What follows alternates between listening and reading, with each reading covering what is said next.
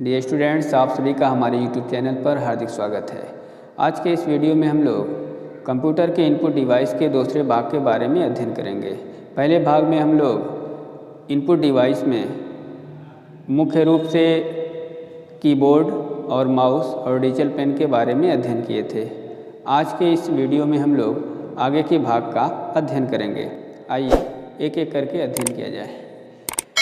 अगला हमारा इनपुट जो डिवाइस है आज के इस क्लास का वो है स्कैनर। जो स्कैनर होता है इसको स्कैन करने के लिए हम सामान्य रूप से इस्तेमाल करते हैं। जैसे फ़ोटो है, डॉक्यूमेंट है या कोई भी ऐसी चीज़ जो हार्ड कॉपी के रूप में होती है उसे हम कंप्यूटर के अंदर ले आना चाहते हैं तो सामान्य रूप से हम स्कैनर का इस्तेमाल करते हैं। और स्कैनर जो होता है वो हार्ड कॉपी को सॉफ्ट कॉपी में बदलने के लिए इस्तेमाल में लाया जाता है। इसी क्रम में हमारे कुछ कोड्स हैं जो सामान्य रूप से इस्तेमाल में लाए जाते हैं अलग अलग टाइप के वर्क करने के लिए। जैसे हमारा पहला कोड है MICR कोड। MICR जो कोड होता है सामान्य रूप से यह एक इनपुट डिवाइस होती है। बैंकों का जो चेक होता है उस चेक को पढ़ने के लिए इस MICR कोड का इस्तेमाल किया जाता है। MICR जो कोड होता है उसका पूरा नाम होता है मैग्नेटिक इंक कैरेक्टर रीडर। अर्थात MICR जो होता है बैंकों के चेक को पढ़ने के लिए इसी कोड का हम प्रयोग करते हैं और इसका पूरा नाम मैग्नेटिक इंक कैरेक्टर रीडर होता है। इसी क्रम में हम आगे बढ़ते हैं।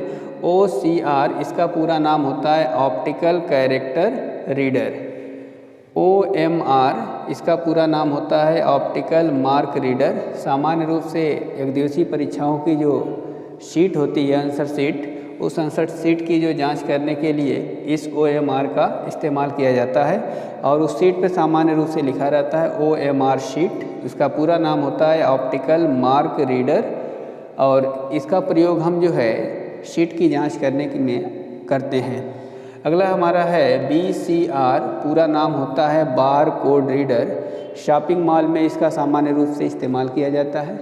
इसके ऊपर जो है जो काउंटर पे व्यक्ति होता है वो एक स्पेशल टाइप का यंत्र उसके ऊपर टच करता है और उससे उसके रेट का जो कोड होता है उसके ऊपर रीड कर जाता है। उस कोड को हम बोलते हैं BCR, बार कोड रीडर होता है। हर एक सामान पे एक स्पेशल टाइप का कोड होता है, वो जो कोड होता है वही BCR कोड कहलाता है। पूरा नाम होता है बार कोड रीडर और इसका प्रयोग हम शॉपिंग मॉल में करते हैं। अगला है QR कोड।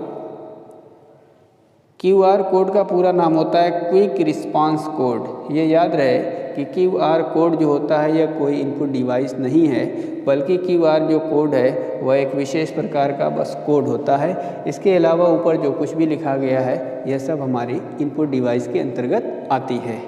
इसी क्रम में हम आगे बढ़ते हैं। CPU जिसको कंप्यूटर का मस्तिष्क या ब्रेन ऑफ कंप्यूटर के नाम से जाना जाता है और इस CPU का जो पूरा नाम होता है सेंट्रल प्रोसेसिंग यूनिट। इसे हम कंप्यूटर का दिमाग या ब्रेन ऑफ कंप्यूटर भी कहते हैं। अब जो CPU सेंट्रल प्रोसेसिंग यूनिट होता है सामान्य रूप से इनके 3 भाग होते हैं। पहले नाम जो होता है इसका CU का मतलब होता है कंट्रोल यूनिट। दूसरा भाग होता है इसका ALU, इसका पूरा नाम होता है एरिथमेटिक लॉजिक यूनिट। तीसरा भाग होता है MU, इसका पूरा नाम होता है मेमोरी यूनिट।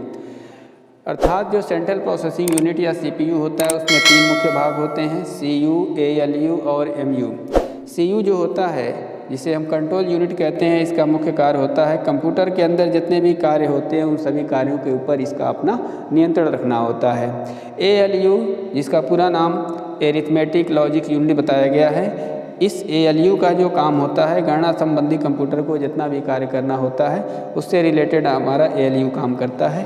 तीसरी और आखिरी जो यूनिट्स होती है जिसको मेमोरी यूनिट नाम दिया गया है, ये डाटा को सुरक्षित रखने का काम करती है।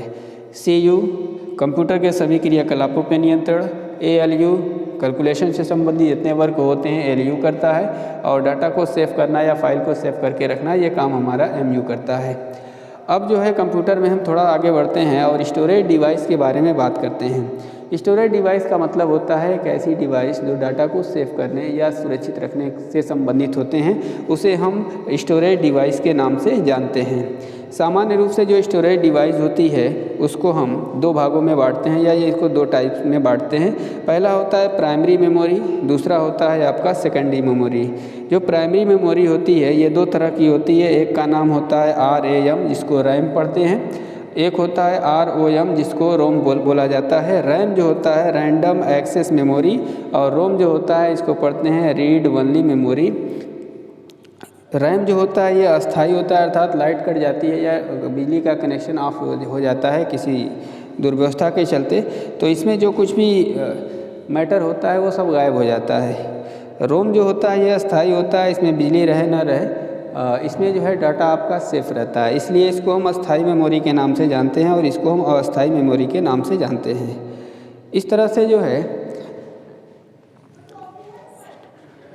जो अस्थायी या रैम जो होता है ये दो तरह का होता है, एक को कहते हैं स्टैटिक रीड एक्सेस मेमोरी, अगला होता है डायनामिक रीड एक्सेस मेमोरी। और जो हमारा रोम होता है इसकी तीन टाइप्स होती है, एक कहते हैं PROM, EPROM और EEPROM। जो अस्थाई आपकी मेमोरी होती है जिसका पहला टाइप होता है PROM, इसका पूरा नाम होता है programmable read only memory, erasable programmable read only memory और electronically erasable programmable read only memory. इस तरह से सेकेंडरी मेमोरी के अंतर्गत जब हम जाते हैं तो बहुत सारे इसके उपकरण का नाम यहाँ लिखा गया है जो सेकेंडरी मेमोरी के अंतर्गत आते हैं। पहला है magnetic disk, floppy disk, CD DVD, hard disk. Hard disk जो होती है सामान्य रूप से ये सबसे बड़ी मेमोरी होती है।